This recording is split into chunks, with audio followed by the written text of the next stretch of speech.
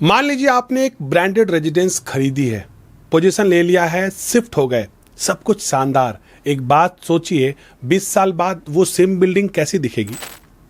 Brand का लोगो अभी भी गेट पे लगेगा? कंसीयज सर्विसेज अभी भी चलेगा? बिल्डिंग का नाम वही रहेगा? आप कहेंगे ऑब्वियसली मैंने ब्रांड के लिए पैसा दिया है।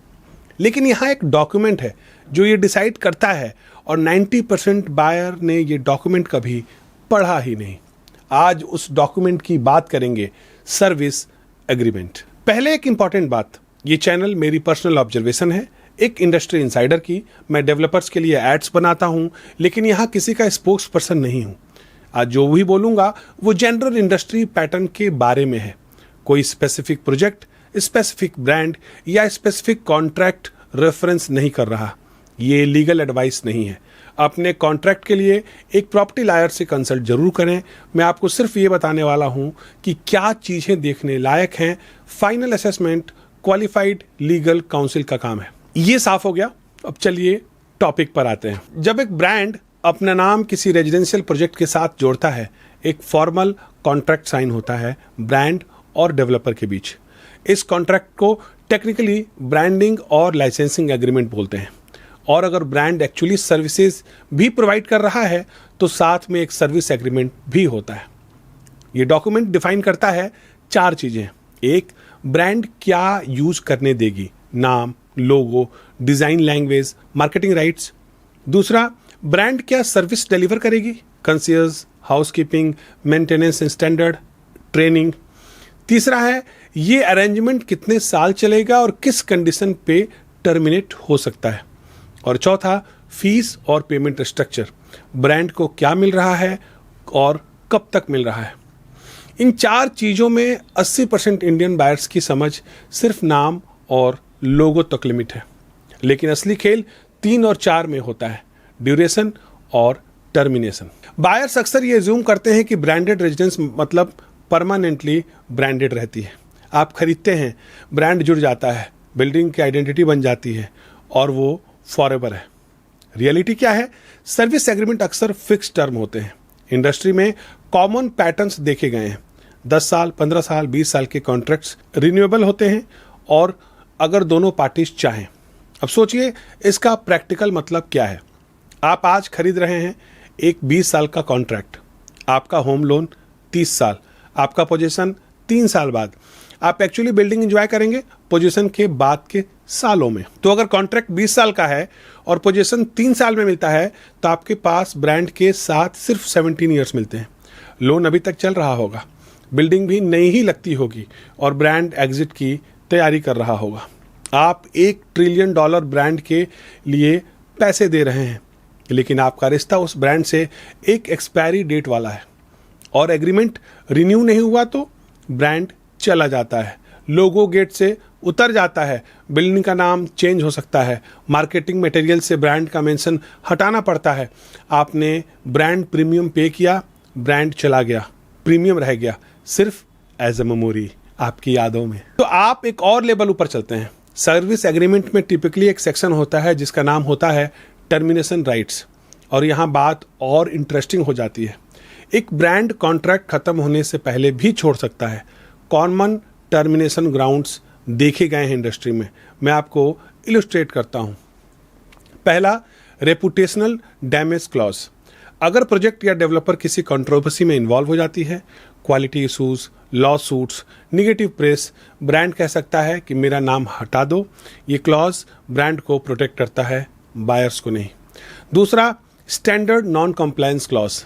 ब्रांड का कुछ ऑपरेटिंग स्टैंडर्ड्स होते हैं, service quality, staff training, maintenance level.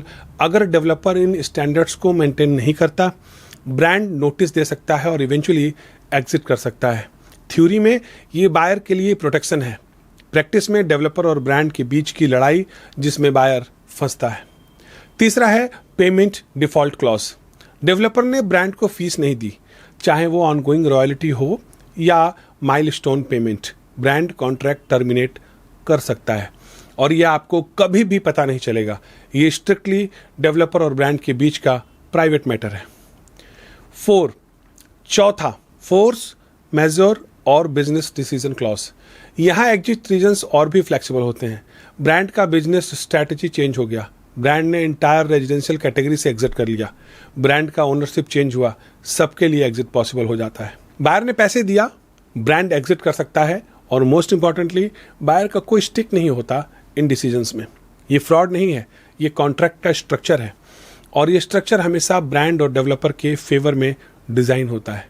Buyer इस कॉन्ट्रैक्ट का पार्टी नहीं होता, बायर सिर्फ इस कॉन्ट्रैक्ट का बेनिफिशियरी मान लिया जाता है। बहुत बड़ा फर्क है दोनों में। सेक्शन 4 है घोस्ट ब्रांडिंग, जब ब्रांड चला जाता है। रियल एस्टेट इंडस्ट्री में एक टर्म है घोस्ट ब्रांडिंग। जब एक ब्रांडेड रेजिडेंसेज अपना ब्रांड खो देती है, लेकिन बिल्डिंग खड़ी रहती है, मार्केटिंग मटेरियल पुराना है, ओनर्स ने ब्रांड के प्रीमियम पे खरीदा था और अब ब्रांड वहाँ नहीं है। ये दुनिया भर में हुआ है और अभी तक ग्लोबल पैटर्न है। मैं अब कुछ कॉमन सिनेरियोज की बात करता हूँ एक इंडस्ट्री पैटर्न के लेवल पे। पहला पैटर्न है ब्रांड फाइनेंशियली फेल हो जाता है।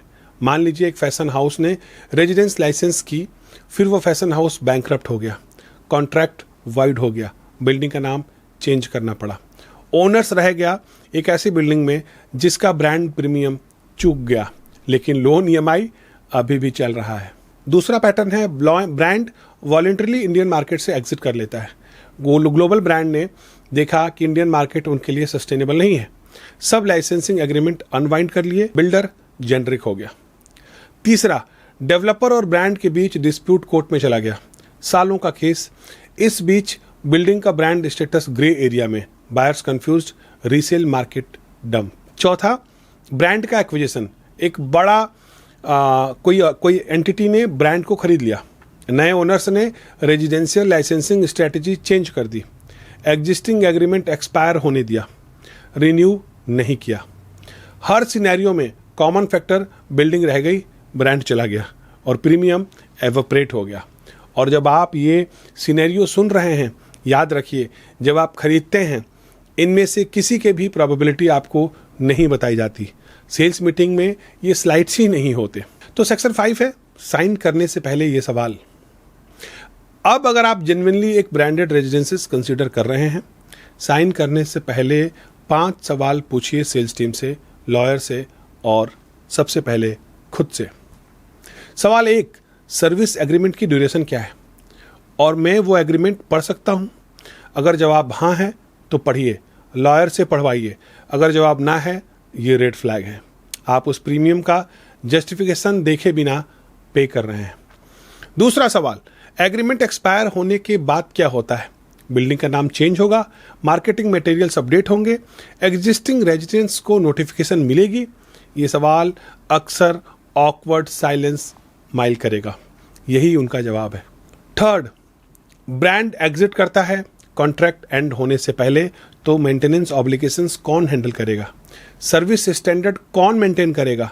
और ओनर्स को क्या कंपनसेशन मिलेगा? अक्सर जवाब होता है RW या हाउसिंग सोसाइटी, मतलब आप खुद। चौथा सवाल, ब्रांड क्या स्पेसिफिकली डिलीवर कर रहा है जो एक non branded premium project deliver नहीं करेगा? ये सवाल सेल्स पर्सन को रोक देता है क्योंकि अक्सर जवाब स्पेसिफिक नहीं होता। इंटरनेशनल स्टैंडर्ड्स, ग्लोबल लाइफस्टाइल, ये डिलीवरी कमिटमेंट्स नहीं है, ये मार्केटिंग लैंग्वेज है। और सवाल नंबर 5, बिल्डर से ये मांगो सर्विस एग्रीमेंट की एक रिडेक्टेड कॉपी, सेंसिटिव फाइनेंशियल फिगर्स हटा सकते हैं लेकिन टर्म्स और ड्यूरेशन तो दिखाएंगे। अगर वो रिफ्यूज़ करते हैं, ये इन्फॉर्मेशन एसिमेट्री है, आप 3 करोड़ लगा रहे हैं एक ऐसी चीज़ पे जिसका कॉन्ट्रैक्ट आप देख ही नहीं सकते। ये 5 सवाल आपकी सबसे बड़ी प्रोटेक्शन है साइन करने से पहले। और एक सेक्शन 6 है एक ईमानदारी वाली बात। ईमानदारी की बात क्या है? एक प्रॉपर्टी बायर के पास इन एग्रीमेंट्स पे नेगोशिएट करने की पावर लगभग 0 होती है। ये कॉन्ट्रैक्ट्स ब्रांड और डेवलपर के बीच साइन होते हैं बायर के आने से पहले। बायर को बस आना है और साइन करना है। तो फिर ये सब समझाने का फ़ायदा क्या है? फ़ायदा ये है कि आप इन्फॉर्म डिसीजन ले सकते हैं। ब्रांड प्रीमियम पे करना है या नहीं, रिस्क एक्सेप्टेबल है या नहीं, लाइफस्टाइल के लिए पैसा लगा रहे हैं या इन्वेस्टमेंट के लिए।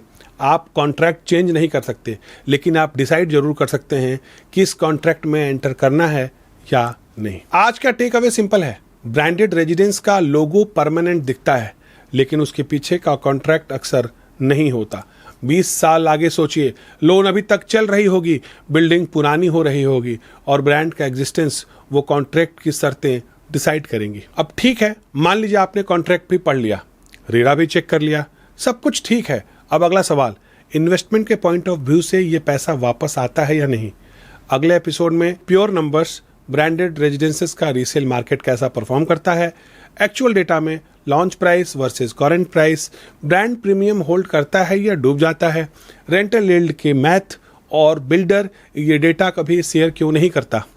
ये सबसे डिवास्टेटिंग एपिसोड होने वाला है क्योंकि नंबर्स में कोई मार्केटिंग नहीं होती। तो अगर ये वीडियो यूजफुल लगा हो तो प्लीज चैनल को सब्सक्राइब कर लीजिए, नोटिफिकेशन बटन ऑन कर लीजिए और कमेंट्स में बताइए क्या आपके अपने प्रोजेक्ट का सर्विस एग्रीमेंट कभी पढ़ने को मिला है, क्या उन्होंने शेयर करने से मना किया था।